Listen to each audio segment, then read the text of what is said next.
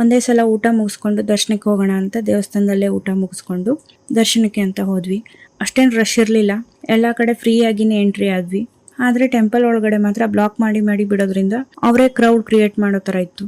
ಅಲ್ಲೇ ಸ್ವಲ್ಪ ತಳ್ಳಾಟ ನೂಕಾಟದ ಜೊತೆಲೇನೆ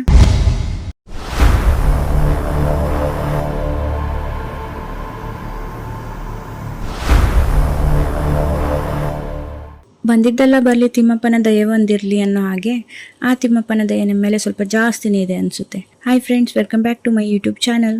ಎಷ್ಟೋ ಜನ ನಮಗೆ ತಿರುಪತಿಗೆ ಹೋಗೋಕ್ಕಾಗ್ತಾ ಇಲ್ಲ ಅನ್ನೋರ ನಡುವೆ 2 ತಿಂಗಳು 3 ತಿಂಗಳಿಗೊಮ್ಮೆ ನಮಗೆ ಆ ತಿಮ್ಮಪ್ಪನ ದರ್ಶನ ಪಡೆಯೋ ಅವಕಾಶ ಸಿಗ್ತಾ ಇದೆ. ಆ ತಿಮ್ಮಪ್ಪನ ಆಶೀರ್ವಾದ ಹೀಗೆ ಸದಾ ನಮ್ಮ ಮೇಲೆ ಇರಲಿ ಅಂತ ಕೇಳ್ಕೊತಾ ಬೆಳಗ್ಗೆ 6 ಗಂಟೆಗೆ ತಿರುಪತಿಗೆ ಅಂತ ಹೊರಟ್ವಿ.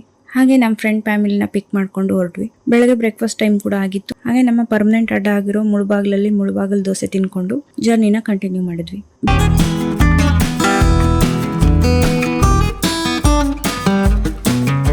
ಬೆಳಗ್ಗೆ 11:15ಗೆ ತಿರುಪತಿ ರೀಚ್ ಆಗಿದ್ವಿ. ಎಲ್ಲದಕ್ಕೂ ಮೊದಲು ಗಣೇಶನ ದರ್ಶನ ಅನ್ನೋ ಹಾಗೆ ಕೆಳಗಡೆ ಇರುವ ಗಣೇಶನ ದರ್ಶನ ಮಾಡಿಕೊಂಡು ಬೆಟ್ಟ ಹತ್ತಿ ತಿರುಮಲ ರೀಚ್ ಆಗಿದ್ವಿ. 12:30 ಆಗಿತ್ತು. ಲಂಚ್ ಟೈಮ್ ಕೂಡ ಆಗಿತ್ತು.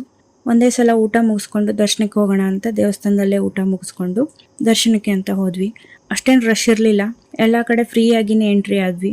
ಆದರೆ ಟೆಂಪಲ್ ಒಳಗಡೆ ಮಾತ್ರ ಬ್ಲಾಕ್ ಮಾಡಿ ಬಿಡೋದ್ರಿಂದ ಅವರೇ ಕ್ರೌಡ್ ಕ್ರಿಯೇಟ್ ಮಾಡೋ ಥರ ಇತ್ತು.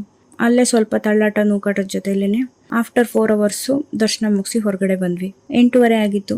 ತಿಮ್ಮಪ್ಪನಿಗೆ ಮತ್ತೆ ಆದಷ್ಟು ಬೇಗ ಕರೆಸ್ಕೊಳ್ಳಿ ಅಂತ ಅಪ್ಲಿಕೇಶನ್ ಹಾಕಿ ಎಲ್ರಿಗೂ ಒಳ್ಳೇದು ಮಾಡಿ ಅಂತ ಕೇಳ್ಕೊತಾ ತಿರುಪತಿಗೆ ಬಾಯ್ ಹೇಳಿ ಬೆಂಗಳೂರಿಗೆ ರಿಟರ್ನ್ ಹೊರಟ್ವಿ. ಬರ್ತಾ ಹಾಗೆ ಆನ್ ದಿ ವೇ ಡಿನ್ನರ್ ಮುಗಿಸ್ಕೊಂಡು ಬೆಂಗಳೂರು ರೀಚ್ ಆಗೋದು ಮಧ್ಯರಾತ್ರಿ ಆಗಿತ್ತು. ಹಾಗೆ ನಮ್ಮ ಫ್ರೆಂಡ್ಸ್ನ ಮನೆಗೆ ಡ್ರಾಪ್ ಮಾಡಿ ನಾವು ಮನೆ ರೀಚ್ ಆಗಿದ್ದು ರಾತ್ರಿ 1:30 ಆಗಿತ್ತು. ನಿಮಗೂ ಒನ್ ಡೇ ಅಲ್ಲಿ ತಿರುಪತಿ ಹೋಗಿ ಬರ್ಬೇಕಂದ್ರೆ ಕಮೆಂಟ್ ಮಾಡಿ, ಹೇಗೆ ಹೋಗಿ ಬರೋದು ಅಥವಾ ಹೇಗೆ ಟಿಕೆಟ್ ಬುಕ್ ಮಾಡ್ಕೊಳ್ಳೋದು ಅಂತ ಡೀಟೇಲ್ಸ್ ಹೇಳ್ತೀನಿ.